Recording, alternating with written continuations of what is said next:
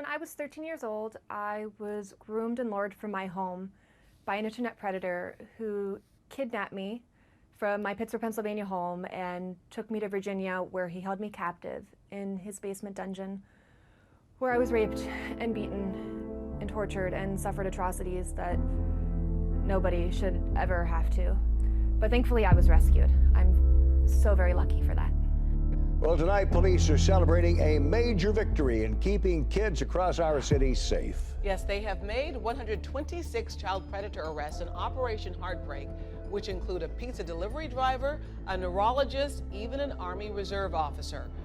Have come forward, and police tell us this morning they are concerned there could be more victims. McGilly is here at Old City Hall this morning in custody, and a bail hearing is underway. The 46-year-old, who has taught English at Bishop Allen Academy in Etobicoke for nearly the past decade, was arrested in early October on 6 child exploitation charges. We know that online child abuse has been a growing problem with the use of digital technology, and increasingly children and young people living their lives through online means. Not only is it hard to catch online pedophiles, when they are caught, the penalties are not severe. On the 28th of July, Kyle Dawson was sentenced here at the Brisbane District Court to 5 years in prison. But he will be eligible for parole in 2 years, when he will likely be released to his native New Zealand.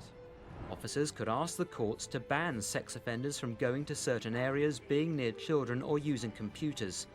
But a report into the use of these civil prevention orders says the system put in place by Labor is failing to deliver the quality of protection children deserve from sexual abuse.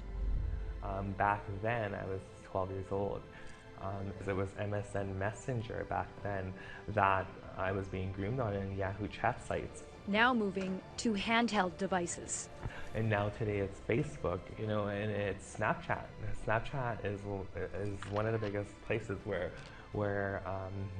they're hanging out now, the traffickers and the perpetrators. Social media, it's a breeding ground right now. From video and text messaging to online chat rooms and live streaming, getting in touch over the internet has never been easier, but it's also made it effortless for sexual predators to target children. That is my biggest message, that this can happen to any child at all. And grooming is very simple. And it's even more simple today because there's so much access to kids, because we carry mobile devices with us nearly everywhere. But grooming is just pretending to be a child's friend and telling them what they want to hear versus what they need to hear. And just pretending really to be a friend, to be there for them all the time, telling them what they want to hear and making them feel all the things that they don't feel every day. Filling in those insecurities that kids often have, making them feel beautiful or important or special or unique or handsome or whatever it may be that builds that child up and gains the trust of the predator. That is the predator's ultimate goal, is to gain trust.